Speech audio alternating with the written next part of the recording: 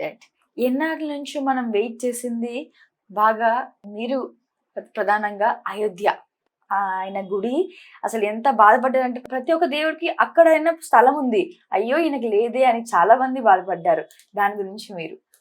ఒకటి అందరికీ ఉత్సాహవంతం. అంటే అయోధ్య రామాయణంలో బాలరాముడి యొక్క ప్రతిష్ఠ జరిగిన తర్వాత వచ్చే మొట్టమొదటి ఈ యొక్క శ్రీరామనవమి విశేషంగా జరుగుతుంది. నాకు తెలిసి అంతకుముందు జరిగేటువంటి వాటి కన్నా కూడా కొన్ని కోటి రెట్లు వీధులలో, అంటే కొన్ని కోట్ల వీధులలో, కొన్ని కోట్ల ఇంకా కళ్యాణాలు ఎక్కువ జరిగేటువంటి అవకాశం ఖచ్చితంగా ఉంటుంది. కాబట్టి ఆ అద్భుతమైనటువంటి అయోధ్య రామాయణం కూడా మనకి ఉత్సవం జరగబోతుంది. ఇప్పుడు కళ్యాణం జరగబోతుంది, జరిపిస్తున్నారు అక్కడ.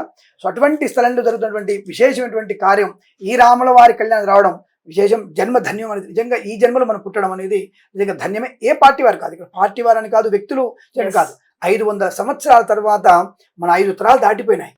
మనం చూస్తామా అనుకున్నటువంటి దివ్య మంగళ సన్నిధిలో ఆ స్వామివారి అయోధ్య రాముని, నిజంగా ఆ బాలరాముని కళ్ళు చూస్తుంటే మన ఇంట్లో ప్రతి ఒక్కళ్ళు, ఇప్పుడు మీరున్నారు మీలా కనబడుతుంది, మా పాపలు ఉన్నారు పాపలా కనబడుతుంది, చక్కటి అందమైనటువంటి ఒక ఆడశిశువులా కనపడతాడు.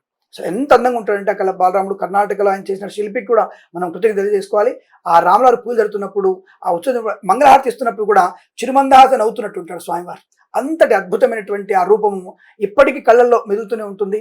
అటువంటి దివ్య దృష్టి, ఆ దివ్య జ్ఞానాన్ని మనం పొందుకుంటున్నామంటే మనం ఏదో పూర్వజన్మ సుకృతం చేసుకున్నాం. మన ఈ యొక్క తరంలో అది రావడం చాలా సంతోషంగా ఉంటుంది, ఉత్సాహవంతమైన స్థితి చెప్పవచ్చు. అది అందరికీ ఆమోదజ్ఞం, మీకు మాకు మన ప్రేక్షకులందరికీ కూడా చాలా సంతోషపడేటువంటి ఒక మంచి సుదినంగా చెప్పవచ్చు. ఇటువంటి కళ్యాణం, ఇటు మొట్టమొదటి కళ్యాణం ఇప్పుడు 500 సంవత్సరాల తర్వాత రామజన్మభూమిలో స్వామివారి ఉత్సవమూర్తి స్థితి అవ్వడం, ప్రతిష్టాపన అవ్వడం, ఇప్పుడు వెంటనే కళ్యాణం జరగడం మనం చేసుకున్నటువంటి పూర్వజన్మ సుకృతం, అదృష్టమే తప్ప ఇంకోటి కాదు. అందరు కూడా మీరు చూసినటువంటి ప్రేక్షకులు ఆ రాముల వారి కళ్యాణం తిలకించండి, ఆనందపడండి. సో కృష్ణుడు గారు చిన్నప్పుడు లీలలు చూసి ఆయనది రాముడు అవతారం అని అంటున్నారు. అది ఎంతవరకు నిజము గురువు? ఎన్ని అవతారాలు అసలు? సో దశావతారాలు, అన్ని అవతారాలు, స్వామివారికి దశావతారాలు ఉంటాయి. అందులో కృష్ణ పరమాత్మ యొక్క అవతారం అదొక రకమైనటువంటి లీలామృతం. అది దాని పేరు లీలామృతం. అంటే ఆయన ఎలా లీలలు సృష్టించి ఎలా అనేక రకాల కాముకాన్ని, అంటే కోరికల్ని స్వీకరించి మనం మారొచ్చు అని చెప్పాడు ఆయన. కోరికలు లేకుండా బతకొచ్చు అని చెప్పాడు రాముడు. కాబట్టి ఈ రెండు అపోజిట్ ఉంటుంది. కృష్ణుడు గారు మొత్తం ఒక కొంటిగా చేస్తున్నట్టుంటారు, ఇక్కడ రాముడు గారు మొత్తం ఒక డిసిప్లైన్ ఉన్నట్టుంటారు. Quite opposite. అసలు ఏంటి ఇది? ఒకటేంటంటే మనతో ఉన్నటువంటి ఆటలాడుతూ కార్యసంభవం చేసుకున్నవాడు కృష్ణుడు. మనతో దూరంగా ఉంటూ మనం రక్షించడానికి కార్యసంభవం చేసినటువంటి వ్యక్తి రాముల వారు. అంతే, క్వైట్ ఆపోజిట్. అంటే ఎవరైనా సరే దుష్ట శిక్షణ కోసం వచ్చారు ఇద్దరు కూడా. కాబట్టి అందుకే అంటారు ఆయన లీలా కారజన్ముడు. ఆయన లీలా అంటే లీల చేసేటువంటి కారణజన్ముడు. ఈయన కేవలం తన యొక్క లోక కళ్యాణం గురించినటువంటి కారణజన్ముడు. ఇద్దరికి క్వైట్ ఆపోజిట్ ఉంటుంది. కాబట్టి ఆ కథ వేరు. మళ్ళీ ఆ కథ గురించి మళ్ళీ ఒక పురాణంలో మనం తప్పుకునే ప్రయత్నం చేద్దాం. కృష్ణుడు అనేవాడు ఏంటంటే ప్రతి చోట కూడా, ప్రతి సంఘటనలో ఎక్కడైతే, ఇంకా మీకు చెప్పాలంటే కృష్ణుడి కంటే 2 ఏళ్ల చిన్నప్పుడు, అంటే కృష్ణుడు 2 ఏళ్ల వయసులోనే ఆయన తాటకిని సంహరించినటువంటి తత్వం. ఆయన ఇప్పుడు ఆయన తాటకిని సంహరించినటువంటి తత్వం. తాటకంటే 2 తాడి చెట్లలో ఆయన ఉయ్యాల తీసుకెళ్లి మా అమ్మగారు వచ్చేసి రుబ్రోలు కడుతుంది ఆయనకి, రోలు. అది చాలా బలంగా ఉంటుంది. ఆ రుబ్రోల్ని నెట్టుకుంటూ వెళ్ళిపోయి 2 తాడి చెట్ల మధ్యలో లాక్కుంటూ వెళ్ళిపోతాడు. అంటే శాప విమోచన కలిగించడం. అంటే ఇక్కడ ఒకటి గుర్తుపెట్టుకోండి, కృష్ణుడు చేసినంత కూడా అనేక మంది రాక్షసులకి, అంటే ఒక రకమైన మునీశ్వరులకి శాప విమోచన కలిగించాడు ఆయన. ప్రతి చోట తాటకి ఇద్దరు కూడా వాళ్ళు రాక్షసులు కాదు, బ్రహ్మహత్య పాతకంతో వాళ్ళు అట్లా మారిపోయారు. అలాగే మనకి హిడింబి కానివ్వండి, వీళ్ళందరూ కూడా ఒక రకమైనటువంటి ఒక తత్వంలో వాళ్ళు శాప విమోచనాన్ని పొందుకున్నారు ఈయన కృష్ణుడి నుంచి. కాబట్టి కృష్ణుడు అందరికీ శాప విమోచన కలిగిస్తూ వెళ్ళాడు.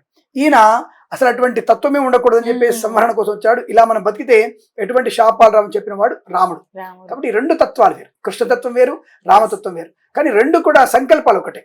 అంటే దుష్ట శిక్షణ శిష్ట రక్షణ అనేటువంటి తత్వంతో ఉన్నారు. కాబట్టి లీలామృత ప్రియుడు ఆయన, కార్యాన్ముఖ ప్రియుడు ఆయన. ఇందాక మనం మాట్లాడుకున్నట్టు రాముడు కంటే లక్ష్మణుడు చాలా కష్టాలు అనుభవించారు అని. రాముడు గారు ప్రధానంగా పొందుకున్న కష్టం ఏంటి, అనుభవించిన కష్టం ఏంటి? రాముడు ప్రధానంగా చెప్పాలంటే 2 రకాల బాధలు పడతాడు ఆయన. చాలా బాధపడి 2 రకాల విషయాలు. ఒకటి, తండ్రి వదిలిపెట్టి వస్తున్నాను, తండ్రి అయోధ్యను వదిలిపెట్టి వెళ్ళమని చెప్పిన బాధపడలేదు.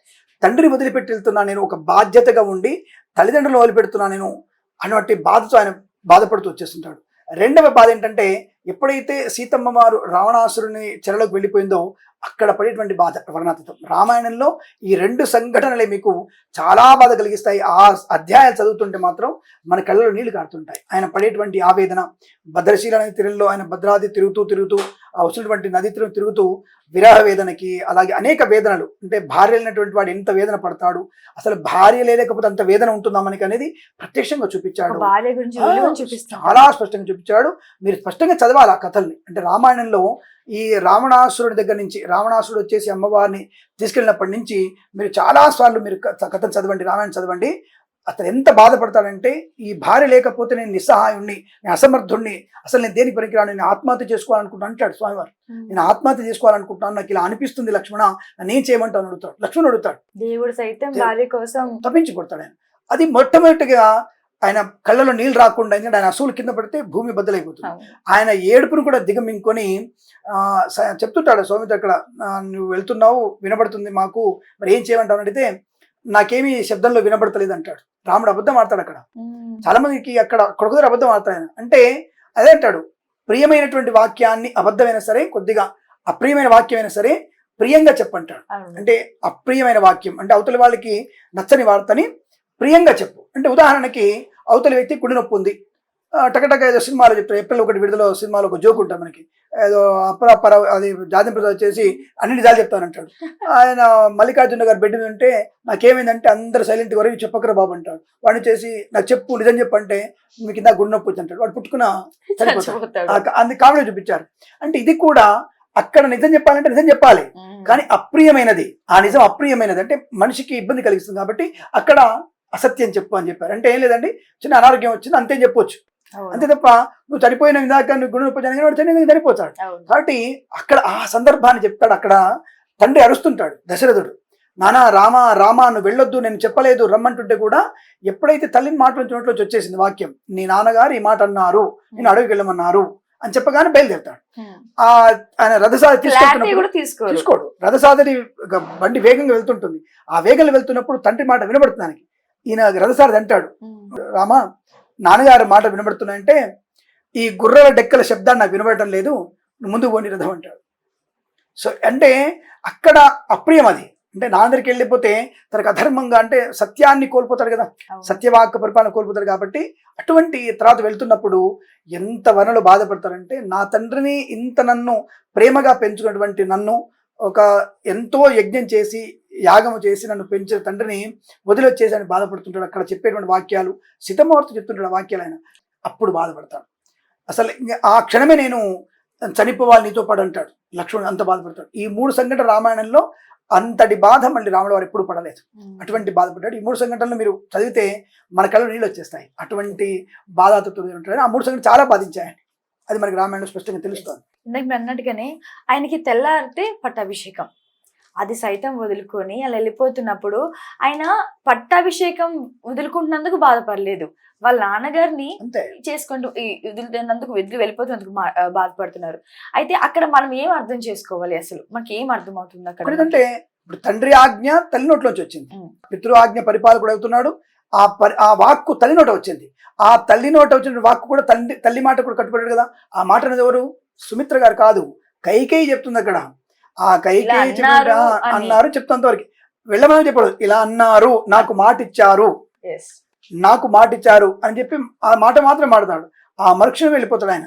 సో అందుకని ఆ రోజు నుంచి అనుకుంటాను తెలిసినంత వరకు జ్యోతిష్ శాస్త్రంలో నవమి నింద్యం అని పెట్టారు. నవమి తిథికి మనకి నింద్యం అని చెప్తారు. అంటే నవమి తిథి మనకి ఉపయోగించుకోవద్దు అని చెప్తుంటారు. అది విశేషం. రాములు వారు యుద్ధం చేశారా అంటే, కొంతమందికి లేదు ఆయన యుద్ధం చేయలేదు అని, కొంతమంది లేదు చేశారు అని, కొంతమంది. అసలు క్లారిటీ మీరు చెప్పండి. వాల్మీకి రామాయణం మనకి ఏదైనా సరే వాల్మీకి రామాయణం అంటే పుట్టగొడుగులాగా పుట్టినటువంటి అనేక రామాయణాలు ఉన్నప్పటికీ కూడా వాల్మీకి రామాయణంలో అప్రధేతమైనటువంటి యుద్ధం చేస్తాడు ఆయన. దాదాపుగా ఆయన 18 యుద్ధం చేస్తుంటాడు. అప్రధేతమైనటువంటి యుద్ధం చేస్తున్నాడు కాబట్టి ఆ యుద్ధంలో బ్రహ్మాండంగా అతను విరోచితంగా పోరాడతాడు. ఒకరోజు కాదు, దాదాపు 18లో ఆయన పోరాడతాడు. ఆ పోరాటంలో గెలుపు పొందుకుంటాడు. యుద్ధం తన అస్త్రశస్త్రాన్ని ఉపయోగించేటువంటి తత్వం రాముల దగ్గర. మరి ఇంతమంది మేఘనాథుని కానీ కుంభకర్ణుని కానీ సంహరించిన వారు రాముల వారు మాత్రమే. ఆ విషయాన్ని గుర్తుపెట్టుకోవాలి. రాములు వారు ఎన్ని సంవత్సరాలు రాజ్యాంగం చేశారు? రాజ్య పరిపాలన వచ్చేసి 10,000 సంవత్సరాలు రాజ్య పరిపాలన చేశాడు దాదాపు. అంటే ఎప్పుడు లవకుశ జన్మం తర్వాత కూడా 10,000 సంవత్సరాలు ఆయన మనకి రాజ్య పరిపాలన చేసినట్టుగా ఆధారాలు మన దగ్గర ఖచ్చితంగా ఉన్నాయి. రాములు వారు ఏ యుగంలో పుట్టారు?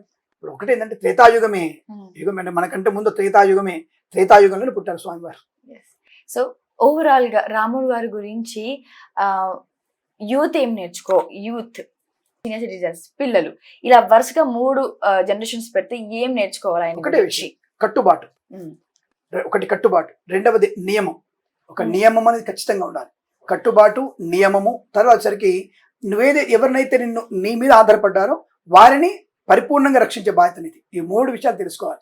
పెద్దవాళ్ళుగా కట్టుబాట్లు, చిన్నవాళ్ళుగా నియమ నిబద్ధత, మూడవ వర్గం వారు వచ్చేసి అందరూ కూడా నీ మీద ఆధారపడ్డ వారిని ఎప్పుడు కూడా మోసం చేయకు. నిన్ను నమ్మిన వాళ్ళని మోసం చేయకు. నీ ప్రాణమైన ఇచ్చి వాళ్ళని కాపాడాలి తప్ప నువ్వు మోసం చేయకూడదు అనే విషయాన్ని మనం తెలుసుకోవాల్సిన అవసరం ఉంటుంది. చివరిగా రామనవమి రోజున ఏ మంత్రం స్మరించాలి?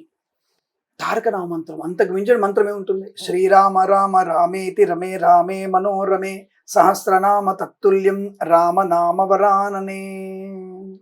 థ్యాంక్ యూ గురువు గారు. ఈ రోజు ఈ పండుగ రోజున మాకు చాలా క్వశ్చన్స్ క్లారిఫై ఇచ్చారు. Thank you so much. Subhamastu. Survey జనా సుఖినో భవంతు. అందరు కూడా స్వామి వారికి పెట్టినటువంటి నైవేద్యాలు వడపప్పు పానకంతో సహా అన్ని స్వీకరించండి. తలంబ్రాలన్నీ కూడా అందరూ స్వీకరించి మీ ఇంటికి తీసుకెళ్ళండి. అల్మారాలో మరియు పెళ్లి కాని వాళ్ళు అక్షంతలు వేసుకోండి. మీ ఇంట్లో ఆ తలంబ్రాలు ఉండడం వల్ల మీకు శ్రేయస్సు, ఆర్థిక ఆనంద యోగాలు తప్పకుండా కలుగుతాయి. సర్వే జనా సుఖినో భవంతు. రామార్పణం. సర్వం రామార్పణం.